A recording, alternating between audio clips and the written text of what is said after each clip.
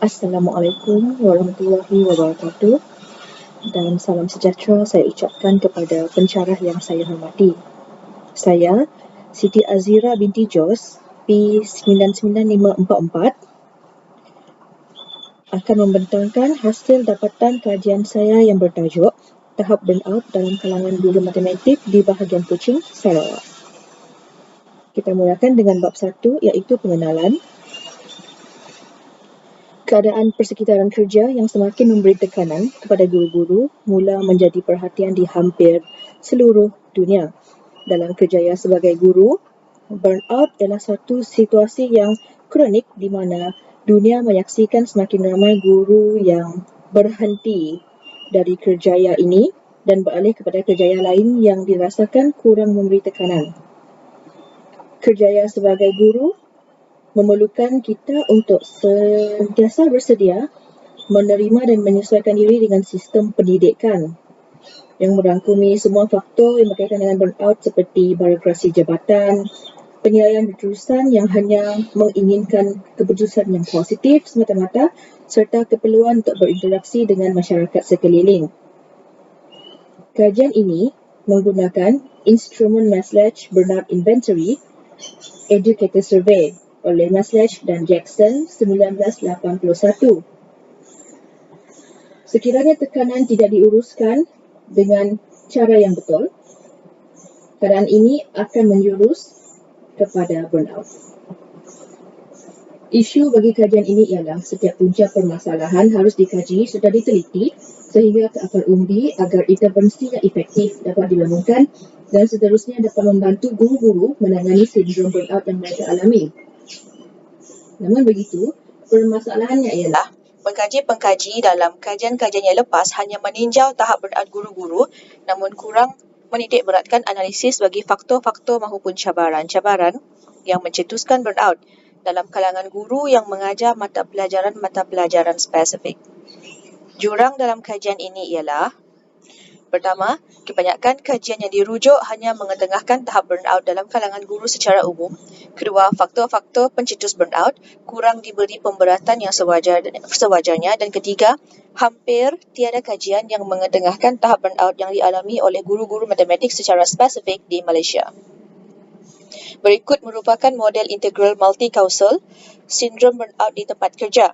Kita dapat lihat di sini bahawa input burnout terdiri daripada 3 faktor utama iaitu tekanan peribadi, tekanan kerja dan lain-lain. Seterusnya, menghasilkan output burnout yang kita dapat lihat kepada individu yang mengalaminya iaitu depersonalisasi, kekurangan dalam pengendalian pengurusan, demotivasi, seterusnya kurang prihatin terhadap orang lain dan jangkaan terhadap individu tersebut tidak dapat dipenuhi. Objektif bagi kajian saya ialah yang pertama, untuk menentukan anggaran peratusan guru matematik dalam bahagian Kuching yang berpendapat mereka mengalami sindrom burnout di sekolah. Yang kedua, mengenal pasti perbezaan antara mean score burnout bagi guru matematik dalam bahagian Kuching berdasarkan faktor jantina. Dan yang ketiga, mengenal pasti hubungan antara tahap burnout guru matematik di bahagian Kuching dengan tempoh perkhidmatan. Berikut merupakan persoalan-persoalan kajian saya. Dan saya juga telah membangunkan hipotesis kajian bagi setiap persoalan kajian. Diharapkan agar kajian ini dapat membantu meningkatkan kesedaran pembaca tentang realiti sebenar kerjaya sebagai pendidik pada masa kini. Kedua, diharapkan agar kajian ini dapat membantu memberi maklumat kepada badan-badan bertanggungjawab khususnya KPM tentang masalah kesihatan mental guru-guru masa kini supaya KPM dapat mewujudkan sistem penilaian kesihatan mental dan kesejahteraan para guru di Malaysia. Yang ketiga, kajian ini diharapkan dapat membantu KPM dan pihak-pihak berkepentingan untuk mengkaji semula kurikulum pendidikan matematik yang lebih relevan dan realistik supaya rombakan kurikulum tidak terlalu kerap berlaku. Dan yang keempat, menambah baik aspek pembangunan dan pelaksanaan tindakan unit kaunseling agar lebih progresif dan proaktif di setiap organisasi pendidikan di negara ini. Limitasi kajian saya seperti berikut. Fokus. Kajian ini hanya memfokuskan kepada burnout.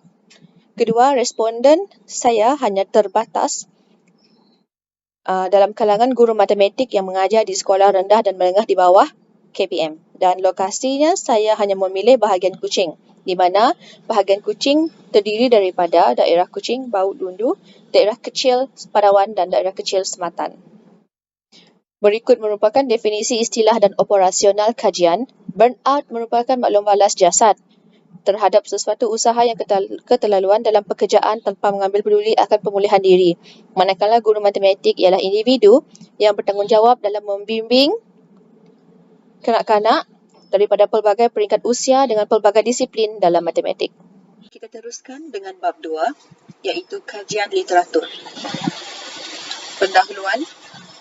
Freud dan Berger 1974 telah memperkenalkan konsep burnout, iaitu keadaan di mana pekerja mengalami keletihan emosi serta tidak berdaya untuk melaksanakan pekerjaan mereka seperti kelazimannya disebabkan tahap yang rendah dari aspek interaksi sesama rakan sekerja serta hubungan interpersonal sesama orang sekeliling. Maslach dan Litter 1997 telah memperincikan konsep burnout yang terdiri daripada 3 dimensi, iaitu keletihan emosi, penurunan prestasi kerja dan depersonalisasi. Burnout menyebabkan penurunan produktiviti kerja dan kehilangan tenaga, menjadikan seseorang berasa semakin tidak berdaya, putus asa, tidak peduli dan menyesal atas sesuatu. Oleh Smith dan Siegel 2018. Terdapat beberapa faktor utama sebagai pencetus burnout. Yang pertama, demografi. Kedua, persekitaran tempat kerja. Ketiga, efikasi. Dan keempat, personality. Bab 3, metodologi. Mereka bentuk kajian ini ialah kuantitatif. Instrumen yang digunakan ialah soal selidik Maslach Burnout Inventory Educator Survey. Bagi model pembinaan instrumen ini menggunakan skala Likert 7 mata yang menggunakan nilai sifar hingga 6, di mana sifar bermaksud tidak pernah, manakala 6 bermaksud setiap hari. Instrumen ini terdiri daripada 22 item dan terbahagi kepada 3 dimensi. Bagi dimensi keletihan emosi, terdapat 9 item, depersonalisasi 5 item dan dimensi pencapaian ke diri 8 item. Pensampilan kajian. Populasi terdiri daripada guru-guru matematik di bahagian Kuching yang merangkumi guru-guru yang berkhidmat di sekolah kerajaan maupun swasta. Manakala sampel ialah guru-guru matematik di bahagian Kuching yang mengajar di sekolah kebangsaan, sekolah jenis kebangsaan, sekolah menengah kebangsaan, sekolah menengah jenis kebangsaan sahaja. Ini bermaksud sampel terdiri daripada guru-guru matematik yang mengajar di sekolah kerajaan sahaja. Manakala kaedah pensampilan yang digunakan ialah pensampilan rawak mudah. Berikut merupakan analisis data kajian. Bagi persoalan kajian yang pertama, iaitu anggaran peratusan guru matematik yang mengalami burnout, saya menggunakan analisis data deskriptif berbentuk perwakilan grafik. Kedua, bagi mendapatkan perbezaan antara mean score burnout berdasarkan jantina, saya menggunakan analisis data inferensi, iaitu ujian T tidak bersandar. Manakala bagi persoalan kajian yang ketiga, untuk menentukan hubungan antara tahap burnout guru dengan tempoh perkhidmatan, saya menggunakan analisis data inferensi, iaitu ujian korelasi Pearson. Berikut merupakan kebolehpercayaan bagi instrumen yang digunakan. Indeks kebolehpercayaan Interactor Reliability Cohen-Kappa menunjukkan nilai sifar 0.9 sifar 9. Dan manakala indeks kebolehpercayaan Alpha Kronbach pula menunjukkan nilai sifar 0.863. Kedua-dua nilai ini memberi tafsiran bahawa instrumen ini mempunyai kebolehpercayaan yang sangat tinggi. Pentadbiran instrumen. Berikut merupakan langkah-langkah yang saya lalui dalam mentadbir instrumen ini. Pertama, instrumen disahkan oleh 2 orang pakar yang terpilih. Setelah disahkan dan diubah suai mengikut kesesuaian, instrumen disahkan dan dihantar secara atas talian melalui sistem pemohonan menjalankan penyelidikan pendidikan dalam talian IRAS 2.0 bagi memohon kebenaran menjalankan kajian daripada KPM. Seterusnya, apabila surat kelulusan daripada KPM diperolehi, surat tersebut dimajukan ke PPD terlibat, iaitu PPD Kuching, PPD Bau, PPD Lundu dan PPD Padawan, disertakan dengan surat permohonan menjalankan kajian di sekolah-sekolah seliaan PPD yang terbabit. Seterusnya, Surat kelulusan daripada KPM dan PPD terlibat pula dimajukan kepada para guru besar atau pengetua disertakan dengan surat permohonan menjalankan kajian terhadap guru-guru matematik di sekolah-sekolah berkenaan. Guru besar maupun pengetua memberi kebenaran melalui surat rasmi, panggilan telefon, WhatsApp. Seterusnya, pautan Google Form dimajukan kepada guru besar atau pengetua selaku ketua jabatan untuk dimajukan pula kepada guru-guru yang berkenaan. Setelah kira-kira 1 minggu, data daripada respons guru-guru matematik dianalisis dan ditafsir. Dan langkah terakhir ialah penulisan laporan penuh dan dihantar kepada penyelia. Saya teruskan lagi dengan bab 4 iaitu dapatan dan analisis kajian. Bagi analisis deskriptif, berikut merupakan frekuensi responden mengikut daerah. Daerah Lundu mencatatkan peratus responden yang tertinggi, diikuti dengan daerah Kecil Sematan dengan peratus respondennya ialah 1.9%. Jumlah bagi kesemua responden yang telah mengikuti soal selit ini ialah seramai 53 orang. Kedua, kita lihat frekuensi responden mengikut jantina. Jelas di sini bahawa responden ramai yang terdiri daripada guru matematik wanita. Ketiga, frekuensi responden mengikut jawatan. Melalui jadual ini, kita dapat lihat bahawa majoriti responden adalah terdiri daripada guru akademik biasa dengan jumlah seramai 36 orang daripada 53 orang responden kesemuanya. Seterusnya, frekuensi responden mengikut jenis sekolah. Jelas di sini bahawa kebanyakan responden bertugas di sekolah menengah kebangsaan atau sekolah menengah jenis kebangsaan iaitu seramai 23 orang daripada 53 orang responden. Kemudian, kita lihat frekuensi responden mengikut tempoh perkhidmatan. Jadual menunjukkan bahawa majoriti responden yang menyertai soal selidik ini telah berkhidmat selama lebih daripada 20 tahun, iaitu seramai 18 orang daripada 53 orang responden. Berikut merupakan skor tahap burnout responden. Bagi dimensi keletihan emosi, terdapat 11 orang responden yang mencatatkan skor burnout rendah dan 21 orang mencatatkan tahap burnout yang sederhana dan juga 21 orang lagi mencatatkan skor tahap burnout yang tinggi. Bagi dimensi burnout dipersonalisasi, kita dapat lihat 19 orang responden telah mencatatkan skor tahap burnout yang rendah, 19 orang lagi mencatatkan skor tahap burnout yang sederhana dan 15 orang responden mencatatkan skor tahap burnout yang tinggi. Kemudian kita lihat dimensi yang terakhir iaitu pencapaian kendiri. 9 orang responden mencatatkan tahap burnout yang rendah, 15 orang responden mencatatkan tahap burnout yang sederhana, manakala 29 orang responden mencatatkan tahap burnout yang tinggi. Daripada jadual ini kita dapat lihat bahawa majoriti responden iaitu 29 orang daripada 53 orang responden mencatatkan skor tahap burnout yang tinggi pada dimensi pencapaian kendiri. Ini bermaksud kebanyakan responden sedang mengalami penurunan prestasi kendiri di sekolah.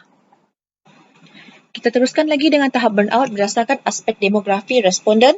Daerah Lundu mencatatkan peratus responden yang tertinggi yang mengalami tahap burnout.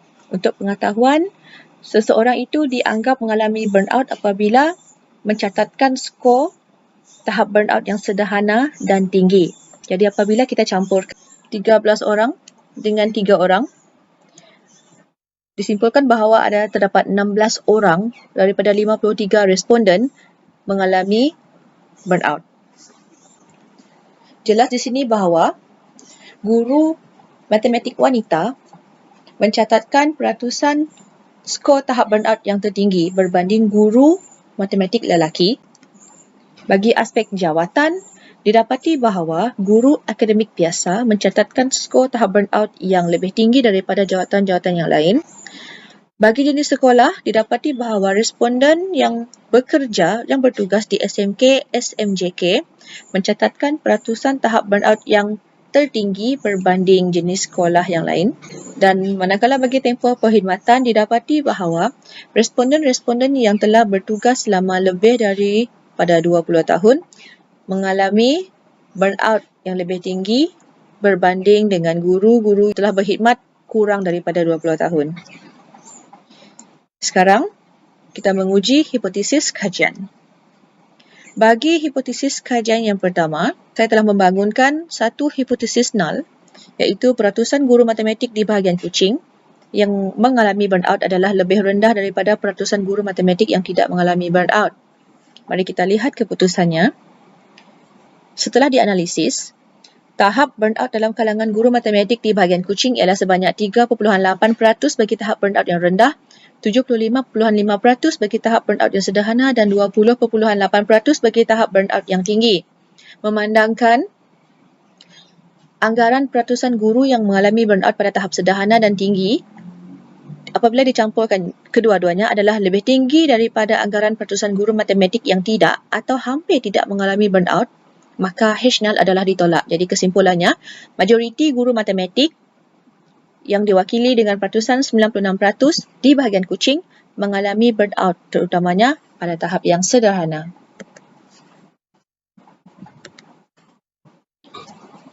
Bagi hipotesis kajian yang kedua, perbezaan antara mean score burnout.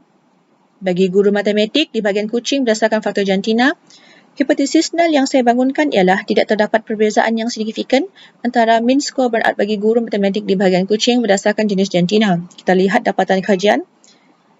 Hasil analisis menunjukkan bahawa dapatan ujian tidak menunjukkan terdapat perbezaan yang signifikan antara kedua-dua kumpulan guru, di mana T51 bersamaan dengan negatif 0.514, nilai P adalah lebih daripada 0.05. Walaupun kelihatan seperti bilangan guru perempuan yang mengalami burnout adalah lebih tinggi berbanding guru lelaki, data yang ada tidak memadai untuk menunjukkan perbezaan ini adalah signifikan. Oleh itu, ujian ini gagal menolak H0.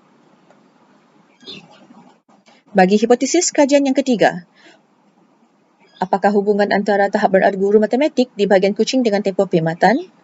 Hipotesis null yang telah dibangunkan ialah tidak terdapat hubungan antara tahap burnout guru matematik di bahagian Kuching dengan tempoh perkhidmatan.